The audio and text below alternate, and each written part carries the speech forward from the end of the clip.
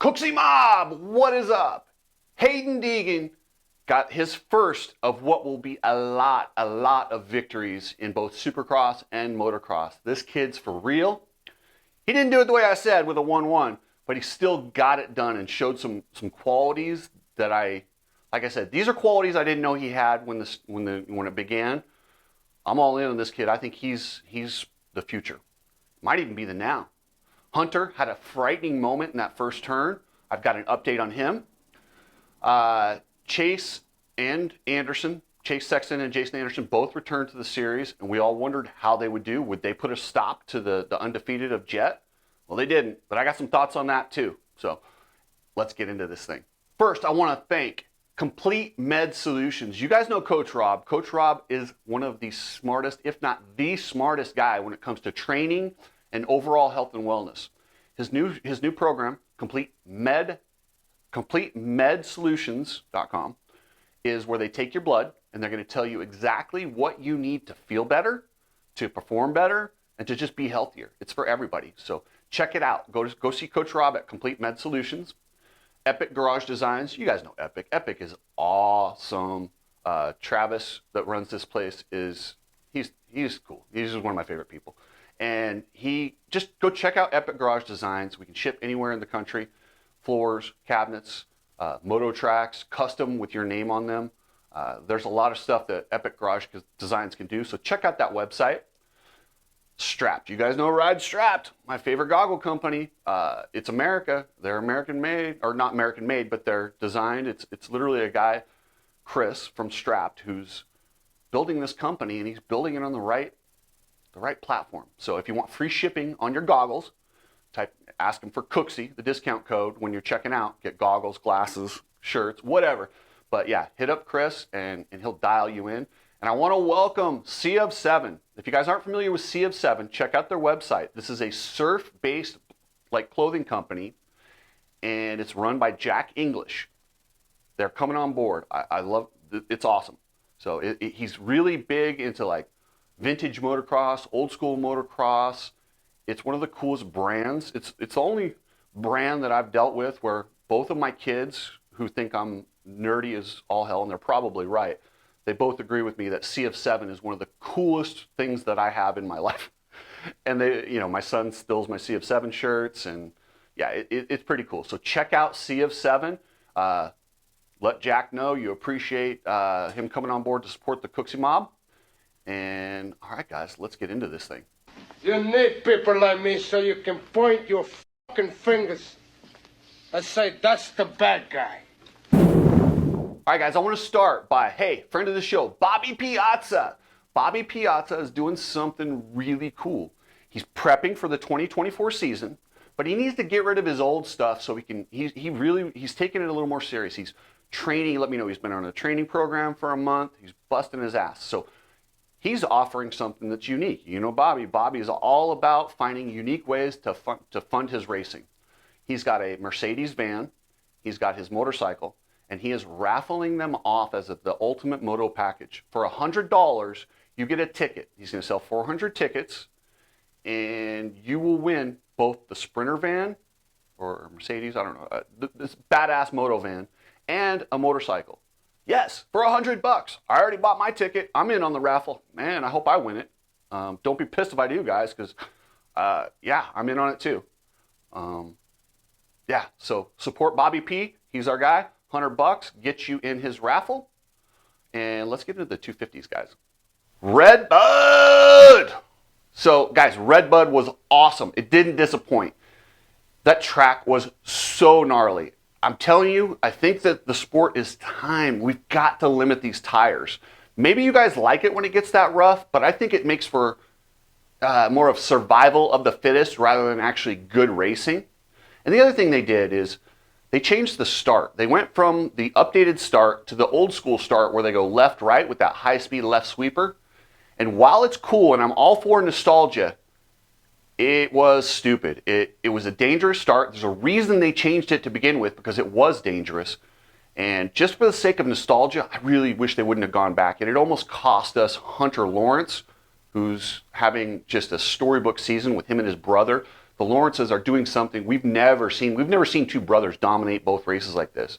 Up until Redbud, they had won every single race overall. But yeah, so I got an update on Hunter. Hunter is, yes, he's banged up. He is really sore. And it looks like nothing's broken. I talked to his agent, super agent, Lucas Myrtle, and Lucas Myrtle told me he's fine. I'm like, Lucas, come on. And he said, nothing's broken. I said, I don't trust. I've been x-rayed by the machine in the Alpine Star Medical Unit. It's not the best x-ray machine. You can't see everything. With that said, Lucas took it as I was calling him a liar, which I absolutely would never do. Lucas always gives me straight information, and he has never shot me wrong. Lucas is the man. He's probably one of the reasons that this sport is growing. Is somebody like Lucas, he gets it. He 100% gets it. But I did not call him a liar. What I was saying was I wasn't sure if the information was available yet. I feel like Hunter needs to go back, x-ray the wrist, thumb with a better x-ray machine and really analyze it. But what he told me is they have their own experts. Lucas, of course, has his own medical experts. And he said, listen, if he was really hurt, we'd send him back to California to get checked out because that's where his medical team is.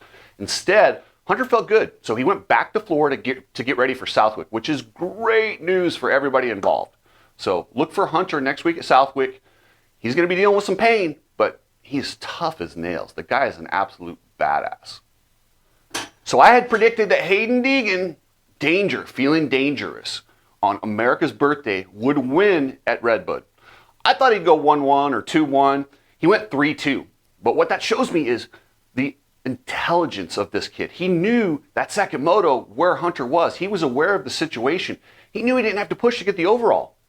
And the fact that he let Tom Vial get by him in that second moto, I mean, he didn't let him, but he didn't fight him to the point of possibly throwing it away, which is kind of what we expect from a lot of these rookies. Hayden showed a maturity, settled in, and when he crossed that finish line, he knew what he had accomplished. And that was awesome. And I love him on the podium, getting up there, first American. Listen, I still think Brian's a knucklehead. That's just my opinion. And until it's going to take quite a bit to convince me that Brian's, but he understands his son's career. He understands how to market him. He understands that stuff. And I'm not going to say he's not good at that stuff. My issues with him really don't even pertain to Hayden. Hayden is awesome. This kid is the future. I can't wait to see him and Jet down the road a few years in the 450 class, just getting after it.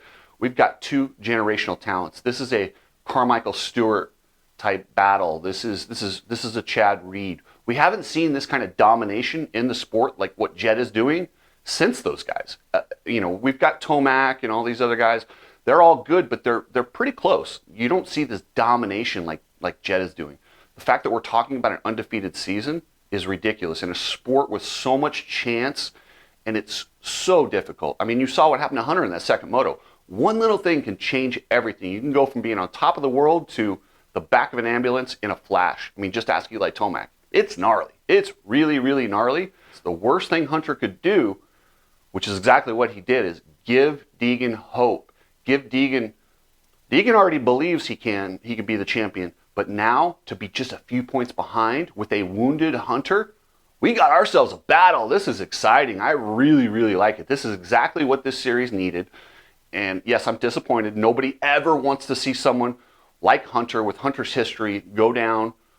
I wouldn't mind for maybe just a broken wheel or something just to pull off and tighten the series up. But you never, ever want an injury. And I'm so happy to hear that he flew back to Florida and looks like he's going to be okay. We also saw the Star Boys kind of doing what they do and running up front. This is the first time in a long time we've seen a star-only podium.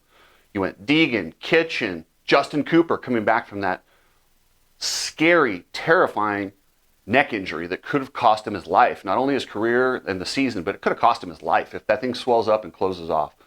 To come back from that and battle the way Justin Cooper did is awesome. Levi Kitchen in that second moto looked like a world beater. It's strange that he can't duplicate that week in and week out. Maybe this is the springboard. Maybe he gets back into it. He's not so far out there in the points, and if he goes on a little run, we could see Kitchen in there. This thing's wide open right now. It's wide open, and it makes for some really, really fun racing. Tom Vial. I think what we're seeing from Tom Vial is a guy who rides really smart. He's got that European technique where he just focuses, kind of like a little bit like Marvin Musquin in a sense, that he's very technical. He doesn't push when he doesn't feel comfortable. The first moto, that was just a racing incident. It was a bad decision by Ryder DeFrancesco to cut across the way he did. In a normal situation, that's fine. But the fact that Vial had already launched off of that, there's nowhere for him to go, and it was a scary moment. It could have cost both the guys their seasons, or worse. It was something that Ryder D will learn from. I don't think it was dirty. I don't think it was intentional to cause. Nobody wants to cause an incident like that. But he's going to have to learn from that one and move forward. But that cost Tom a podium. Had it not been for that, he would have been on the podium, possibly even his first win, because he rode really good there. That second moto, as he got comfortable with the track. And that's what I noticed with Tom, is he's learning these tracks. You guys forget, and people forget. Tom Vial, yes, two-time world champion, but he doesn't know any of these American tracks. And in Europe, they give these guys like 2 days of practice before the actual race, so they don't have to worry about it. Here, like, you're just boom and into it. You get 2 qualifying sessions, and then you go right into the motos. So he's brand new on these tracks. He doesn't know how they're going to develop, but by the end of each day, he gets better and better, and he's right in this. RJ Hampshire, I'm not sure. RJ just had an off day. He said he wasn't feeling it. Typically, RJ is a guy who fights up front and makes mistakes, but he didn't look like he said, he couldn't even find a flow. But don't count out RJ. RJ could easily go 1-1 next weekend or 1-12 next weekend. That's the thing about RJ. Doesn't matter how bad of a weekend he has, he'll be there the next weekend. So it's a lot of fun. Joe Schmoda. Joe is, I expected more out of Joe. He keeps making these mistakes. I know he's not happy with the Pro Circuit bike. He's looking forward to getting to his HRC bike. And he looks like a guy who's got, sometimes whether you mean to or not, he can go there and want to give his 100% effort. And I'm sure he believes he is. But in the back of his mind, he's not 100% confident with what that bike's going to do. He's not going in there with the fire, the confidence. And that's the difference between first and sixth in this series, is confidence. All right, guys, let's move to the 450s, which was a lot of fun. Well, Jet makes it interesting in the sense of it's not interesting, but it's this big battle to see if anyone can beat him. So let's get into the 450s. Jet is continuing his dominance. He's showing a racecraft far beyond his years. The fact that he can slow down, let these guys get close, and then and then just hit his pace again. That I can't underestimate how hard that is to do in the middle of a moto. Even the great Jeremy McGrath had a hard time doing this. In Phoenix, back in the day, David Villeman was coming up on him. McGrath had slowed his pace to the cruise pace, and when he saw Villeman, he wasn't able to switch pace. He was a faster rider, probably had more speed, but he couldn't switch it mid-race. I can't underestimate how difficult that is to do. And Jet has it down. I mean, he just spots those guys, looks back, and then as soon as he sees them coming, drops the hammer again. And that just breaks the competition. But it was nice to see Dylan Ferrandis finding form. These guys don't want him to go undefeated. They're going to go really, really hard. Him, Chase, they have egos. These guys, Chase is your reigning Supercross champion. Dylan's a former national champion. They're not going to let him. It's going to get interesting as they go further, and you're going to see them pick their spots. When Jet gets a bad start, one of them gets a whole shot, one of them's just going to empty the tank and win a moto. And that's what I see. Are they going to win an overall? I don't know, but you're going to see these guys. They've got nothing to lose, so it's going to be really, really hard for him to go undefeated. Chase, I'm glad to see him back. I really didn't think he could come back from mono that quick. Prove me wrong. Maybe he's just a freak of nature. Maybe it was a misdiagnosis. I don't know. But good on him, and he looks to be fine to me. And he's going to be battling, and I really hope he stays out there the rest of this year, and we get to see that Jet Sexton battle that we've been waiting for. It's coming. Plessinger, I expected more out of him, but I guess he had a crash earlier in the week. He is Redbud. And that Redbud crowd, oh my God, that Redbud crowd is awesome. You guys are the best. Love the Redbud crowd. And I love that they had Daniel Blair up there. Somebody had a fat head of Daniel. Shows the support. It lets you know the heart of this industry wants Daniel Blair back in that booth. Ty Masterpool. We got to see Ty Masterpool. He's not a fluke. He's going to do this every week. But this is the difference between being on a factory team and being on a privateer team. When you got smoke after your bike in the first moto, factory teams go back, change everything. I don't know that that's a capability that Ty had. So unfortunately, his bike broke in the second moto, but he'll be back at Southwick, and I expect him to be up there the rest of this year. Hopefully, he can prove in the Super Duper Cross that he can ride some Supercross, and then he'll get some support. And that's, I think, literally what's keeping him from getting a factory ride. Because there's lots of guys that have done this outdoors, but if you're an outdoor specialist, you just don't get a ride. All the money's in Supercross, all the prestige is in Supercross. I mean, just look at Jason Anderson. He looks like he's out there racing for fun, and good on Anderson. I'm glad he's out there, but I don't think he really cares about the outdoors. He's just getting in shape, and I think you'll see a totally different Jason Anderson when they go to the Super Duper Cross. And, but good on him for coming back. All right, guys, I'm going to do a World Supercross video tomorrow. I'm not going to lie. You guys know I love that series. I love what they bring. I love that they're changing the industry. I think they take care of riders the way they're supposed to. But I was definitely disappointed in some things there. But I did watch it at the end of the day after I'd been at the lake all day. I already watched Redbud. I was kind of tired. So I want to rewatch it before I pass judgment. And I'm going to be honest with you. And like I said, as of right now, I was definitely disappointed. And yeah. So, all right, guys, look for that video tomorrow. Remember, subscribe, and I'll catch you later.